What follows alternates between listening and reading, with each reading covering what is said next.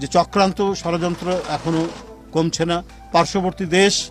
তারা যখনই দেখেছে ডক্টর ইউনূস সাহেব এবং তারেক রহমান সাহেবের বৈঠক হয়েছে, এখন আমাদের ভারপ্রাপ্ত চেয়ারম্যান তারেক রহমানের নামে অসংখ্য কুৎসা এবং অপপ্রচার সেখান থেকে চালানো হচ্ছে। তারা মনে করেছিল যে ভিন্নভাবে ভিন্ন কায়দায় তারা তাদের যে শিষ্য সাগরেদ যারা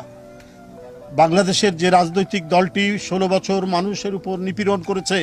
জনগণের টাকা লুট করেছে, লুট করে সে টাকা পাচার করেছে, যাদের বাড়িঘর এখন Dubai, Canada, Sydney, Australia, Malaysia, যারা একেবারে মানে বেহেশতের স্বর্গীয় সুখ লাভ করে সেখানে অবস্থান করছেন, যারা পালিয়ে গেছেন, আর যারা মানে বেশি দূর যেতে পারেননি তারা পার্শ্ববর্তী দেশে আশ্রয় নিয়েছেন, তাদেরকে পুনর্বাসনের জন্য আজকে